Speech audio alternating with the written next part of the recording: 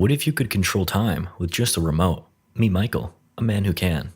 One morning, he's helping his kids, Ben and Samantha, turn on the TV, but he can't seem to find the right remote. The O'Doyles have a fancy universal remote, Ben says. Yeah, well, good for them. Michael heads out for work, but not before enduring his daily harassment from Kevin O'Doyle. My dad's new sound system is Bose. Your father's stereo blows? That's too bad.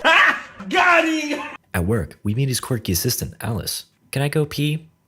Yeah. She waddles off as Michael heads to a meeting with his boss, John.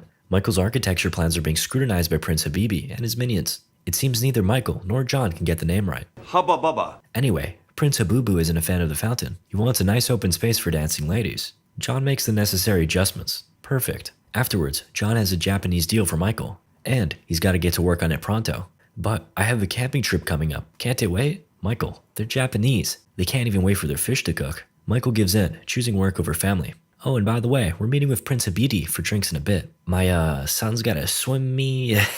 just kidding. We cut to Michael making a late arrival to Ben's swim meet. Fortunately, he makes it just in time to greet his son. That is not his son. As far as you know. The boy's angry parents look on. Okay, there's my son. Nobody falls for Michael's lies. They know he was late. Then, Bill, Ben's swimming coach, pulls up. He gives Ben the type of fatherly attention Michael ought to be giving. Unfortunately, he's too busy taking a call. Several hours later, Michael is still busy on the phone, and we can see that his son is starting to pick up some of his bad habits. Fortunately, Michael's dad makes up for his absence by showing the kids a magic trick. Sometimes, I'm so hungry, I eat this here quarter. Are you shitting me? Damn, he's even talking like his dad. Later at night, and back at home, Michael breaks the news to his smoking hot wife, Donna. An argument follows with Michael remarking that no matter what he does, he's disappointing someone. Donna counters, well, you better make sure you're not disappointing the wrong people then. Okay, just let me watch TV. God damn it, I need a universal remote like this stupid O'Doyle's. Michael storms off to his car and stuffs his face with Twinkies while searching for a store. Everything's closed, except for Bed Bath & Beyond. He enters the store and makes his way past the various sections. We've got bed, bath, and beyond. Alrighty then. He heads in and finds himself in a long dark corridor. At the end lies a mad scientist named Morty. Universal remote, huh? I got just the thing for you. Morty directs him towards a door before stating, I'm gonna rock your world. We see that the door is labeled way beyond. Inside is a gargantuan warehouse. The pair make their way towards the newer stuff and Morty opens a giant box that contains one item.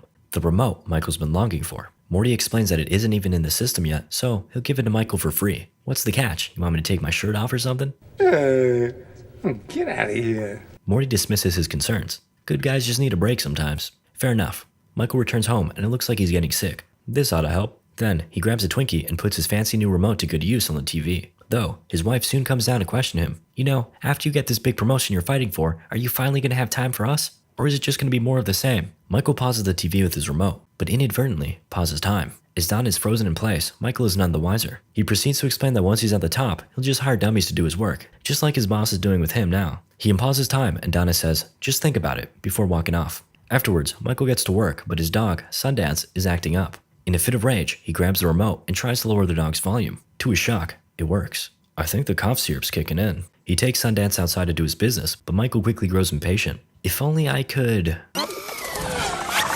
Oh shit, I can. The next morning, we meet Donna's friend Janine. She reflects on Michael and Donna's loving relationship before Michael says, well, you could have had this too if you didn't do what you did with your 3 different husbands. Janine starts wilding out, and Michael whips out the handy-dandy mute function on the remote. Oh wow, he can even watch TV while pretending to give Janine his attention. After the morning mayhem, Michael heads out. Kevin O'Doyle's once again flexing his drip. This time, it's a cool robot dog. This thing is more expensive than your car.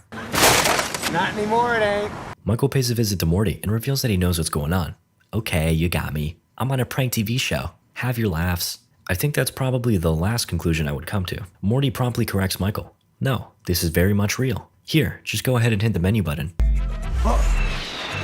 Cool. Turns out, he can use his menu to jump around his memories. We take a trip back to when Michael went camping with his family. We catch a glimpse of his child self inviting the other kids over for food, but they all go with another kid whose family has a fancy RV. Michael eats with his family and his dad unveils the quarter trick for the very first time. Though, Michael knew from the first instant that it was just a trick coin. For his dad's sake, he never told him. Alright, let's wrap this up, Morty says. The pair exit the menu and Michael asks who exactly Morty is. You know who I am. Morty leaves him with the business card and Michael goes on his way. We cut to John. I'm not sure what's going on here. Michael stops by and learns that John's got another big project for him. If he can reel this one in, then it's... Howdy, partner. Ooh. Uh-oh, bad news comes through on the intercom. John's gal just checked into rehab. Looks like he's gonna be alone on his trip to the Hamptons this weekend. However, Michael has just a solution. Oh, I got just the gal for you. Her name's Janine. Let's just say she'll eat you right up. Heh boy. Suddenly, Alice barges in with an important inquiry. Go to the bathroom. Okay. Michael heads home and finds Ben playing catch with the very rude Kevin. Alrighty, let's just stop time, move your hand down, and... Upon entering his home, Michael finds Donna on the phone with his parents. They want to come over for dinner. He signals to her that he's too busy, but she tells him to come anyway. Man, how am I going to get all this work done? If only I could. Michael skips through the dinner, and we find Ben stuffing his face, and then Sundance stuffing the duck. Ah, the signature look of superiority. Michael keeps skipping until he's downstairs working. Donna comes down and shows the aftermath of Sundance's rampage. Then she asks for a favor. Can you look after the kids while I clean up? I can. I'm busy. An argument erupts, and Michael quickly looks for the easy way out. Whoa, I just skipped an entire argument. He checks up on her and finds her in an apologetic mood. They make up. Then the mood strikes. But only for Michael. Donna suggests he give her a massage to warm her up, but he's awfully lazy. Actually, you know what? Huh? I didn't want the whole thing to go that fast. After that 3-minute exercise, Donna's left unsatisfied. A concerned Michael heads out and makes a late-night call to Morty. Whoa, how'd you get here so fast? You don't want to know. The pair chat outside about the remote's fast-forwarding functionality. Morty explains that while he's skipping through time, his body's left in autopilot. He's not exactly the life of the party, but he's there. They finish their walk, and the sniffles hit. Michael clears his nose, then realizes, hey, I can just skip this. He wakes up sometime later to find his sinuses clear as ever. Whoa, I just skipped an entire weekend of working. Time to get ready for work. Bam, I'm showered, I'm dressed, I'm feeling good. Daddy, chill. Michael drives to work and encounters a rather flamboyant singing man. Considering all the traffic, his next move comes with ease. Fast forward. Hold up, let's hit the slow-mo real quick. Heck yeah, my dudes. Next up, let's see if we can work on our town real quick. Wait, no, that's screen. Okay, there we go. Michael heads inside and speaks with John. Did you finish? Yeah, I guess. Oh, okay. Okay, yeah, look at that. I even put a river in the lobby. Good job, me. John proceeds to give a meeting about harassment in the workplace, of which he admits he's quite guilty of. Michael has some fun with the various settings, turning John into a heckin' wide boy. Later at night, we find John and Michael meeting with the Japanese property managers. They excuse themselves, and after John mistakenly says he wants to eat their national heroes. Oh crap, I thought Ichiro and Matsuo were items on the menu. Honest mistake. Then, Michael eavesdrops on their conversation and uses the remote to switch the language to English. These stupid Americans with their dumb designs. All we want is to maximize profits. Let's get out of here and enjoy America's crowning cultural achievement. Okay. They return back to the table and Michael echoes their thoughts. He tears away his plans and says, now that I got to know you guys, I know what you want. Let's build more rooms, maximize profits, and then hit up the TGI Fridays. John looks on with utter shock. However, That's what I'm talking about. having just made partner, an elated Michael returns home with presents galore. The kids flex their new drip in front of Kevin, while Donna enjoys hers inside. I knew something good would happen today. I heard her song playing on the radio this morning. Our song. Yeah. Michael has forgotten. Before Donna figures that out, he pauses time and rewinds back to their first kiss. As the song in question plays in the background, the soon-to-be couple passes notes to each other. Will you still love me in the morning? Forever and ever, babe.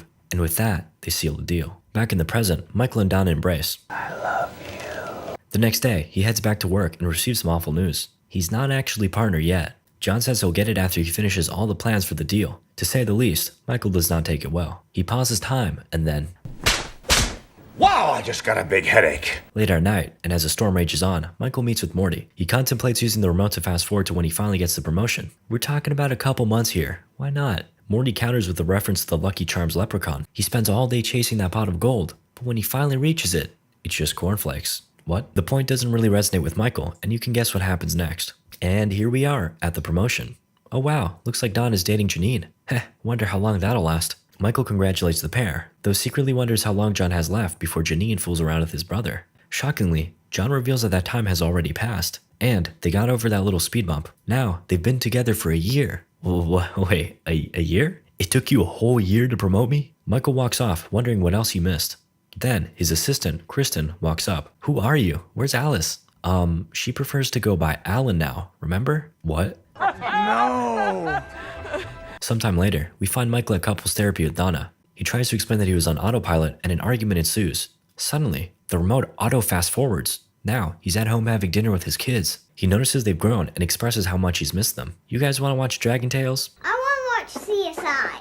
Well, they've certainly grown up. Then, Michael spots a new dog. What happened to Sundance? Donna breaks the news and he breaks out into tears. She figures he just had it bottled up so long and is finally letting it hit him. Later at night, a distressed Michael gives Morty a call. Michael composes himself, then Morty explains that the remote has adapted itself to his preferences, fast forwarding in line with his previously recorded behavior. Michael attempts to get rid of the remote, but no matter what he does, it ends up back in his hands. The next morning, Michael tries to avoid skipping time by avoiding all the activities that might trigger the remote, such as showering, getting dressed, and driving. He ends up biking to work where he meets with John, who's pretty shook about his choice in attire. The first day after you make partner and you're dressed like that? Yeah, who cares who has the better suit? Let's all just focus on what really matters, the work. You're out of your mind, and I love it. Life-changing.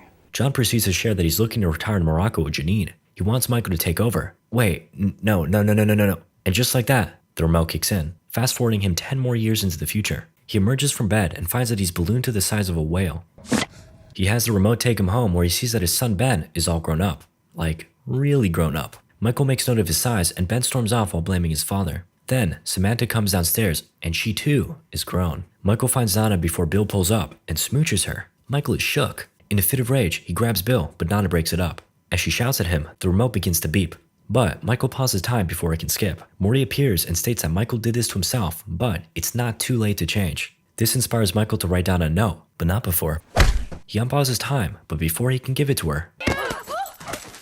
6 years later, he awakens in a hospital bed with Donna by his side. Turns out, after the incident with the dog, a CAT scan revealed Michael had cancer. He also had a heart attack, which is no surprise since he was actually the first person to gain weight during chemo. Looks like the remote skipped all of that. Michael leaves the bed to find all his dreams have come true. Oh look, there's Ben. He's skinny and working at Michael's company. He asks how he lost the weight, and Ben reveals that he's been working out 3 times a week with Bill. Oh, right. Michael suggests a family get-together. We could even bring your grandparents. Ben's expression shifts to seriousness. He sits his father down and hands him a glass of water before breaking the news. Grandpa passed away, Dad. Michael bursts into tears and Ben comforts him. Then, he leaves to visit his father's grave and desperately tries to go back to his final moments. Morty appears and lets him know that he can't go there because he missed it. Instead, Michael goes back to the last time he saw his father. We see him in his office ignoring Ben before his dad walks in. He suggests a night with the boys, him, Ben, and Michael. Though, Michael is all work and no play. Oh, come on, son. I'll show you how the coin trick works if you hang out with us. I've always known how the stupid coin trick works, Dad. Now get out, I'm working. The present-day Michael looks on with disgust at his actions, while his father walks off, holding back tears.